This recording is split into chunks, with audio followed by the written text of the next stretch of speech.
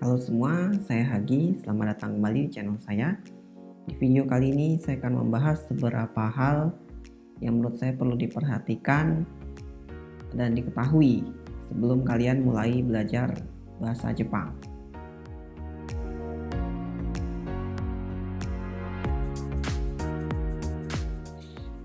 Baik, jadi video ini saya buat karena menurut saya dan berdasarkan pengalaman pribadi juga ya, ketika mempelajari bahasa Jepang itu kalau langsung masuk begitu saja,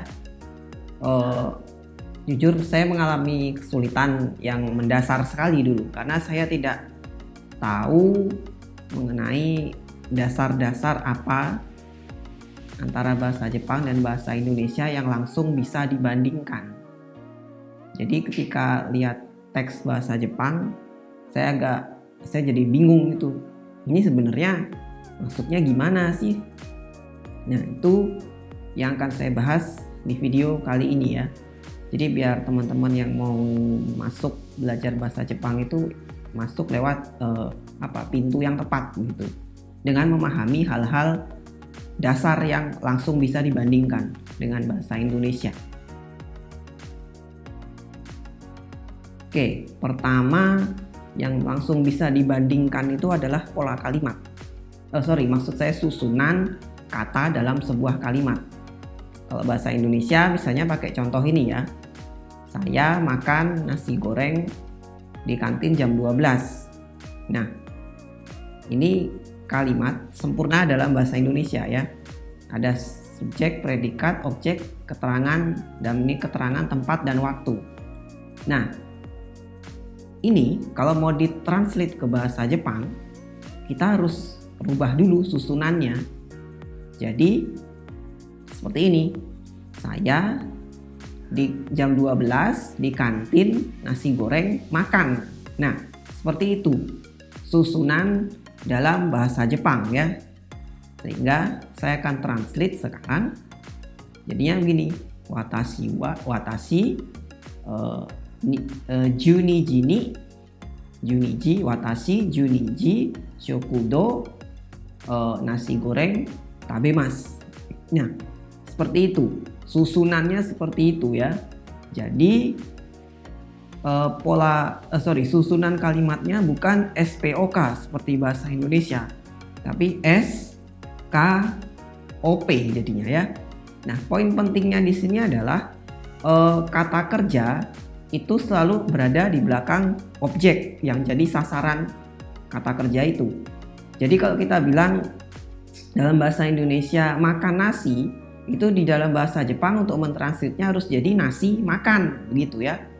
Itu bertukar dia. Nah, itu hal dasar yang basic banget yang langsung bisa dibandingkan ya antara bahasa Jepang dan bahasa Indonesia, yaitu susunan kata dalam sebuah kalimat.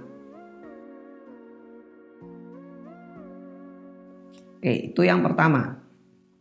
Berikutnya adalah adanya sistem partikel.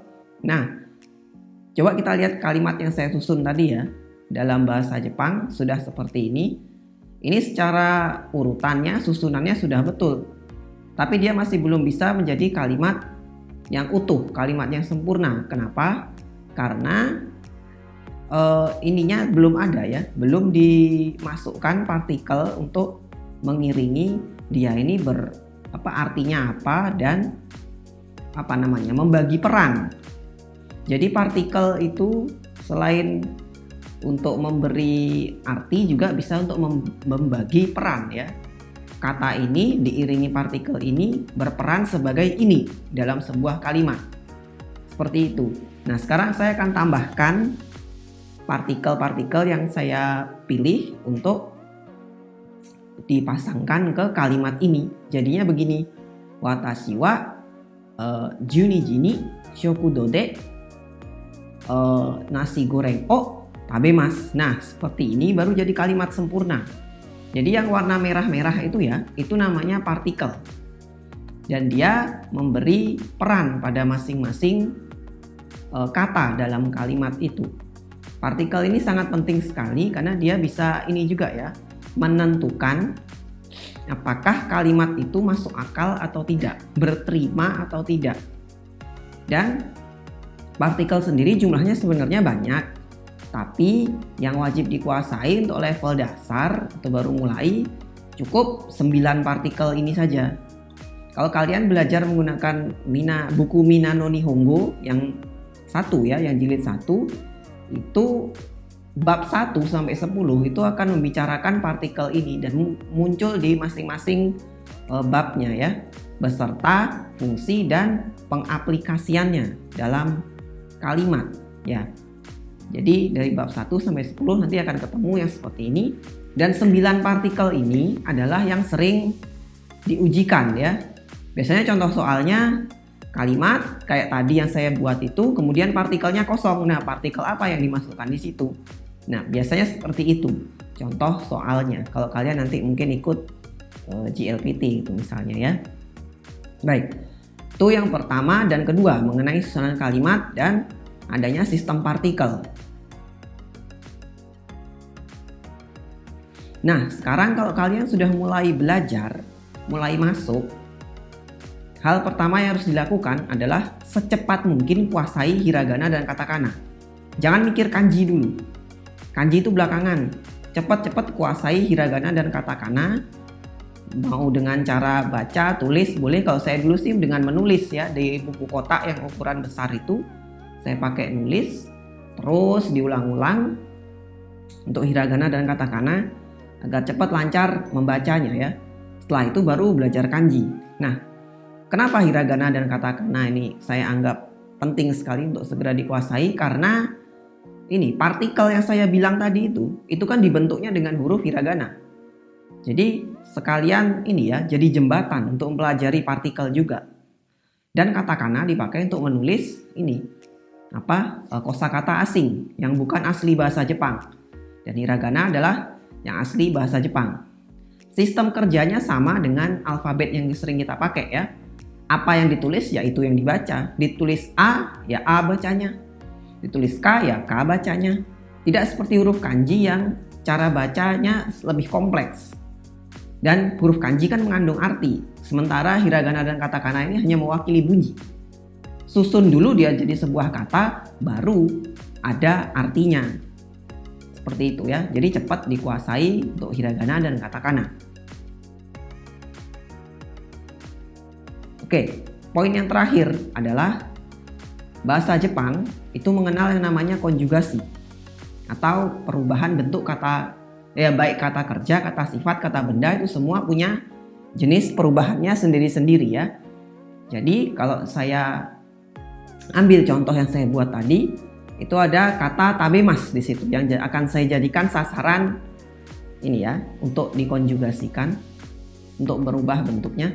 Jadi konjugasi singkatnya untuk level dasar kita cukup mempelajari bentuk positif, negatif, positif lampau dan negatif lampau. Nah, untuk menyatakan kata ini agar bisa jadi negatif, dalam bahasa Jepang tidak seperti bahasa Indonesia di mana kita bisa menambahkan kata tidak di depan kata kerja dan akan memberikan negatif pengertiannya, tidak makan. Nah, seperti itu. Sementara dalam bahasa Jepang tidak ada kata seperti itu ya. Tidak menggunakan kata bantu. Jadi kata tabemas tadi kalau mau dibuat negatif ya harus dirubah tabemasnya, bukan ditambahkan kata lain. Jadi tabemaseng. Nah, seperti itu. Ini dua form, tabemas dan tabemaseng adalah positif dan negatif. Nah, untuk yang dasar kita harus mengerti positif lampau dan negatif lampau juga. Jadi tabemashita itu adalah bentuk positif lampau dari kata tabemas. Kemudian tabemaseng deshita adalah bentuk negatif lampau dari kata tabemas.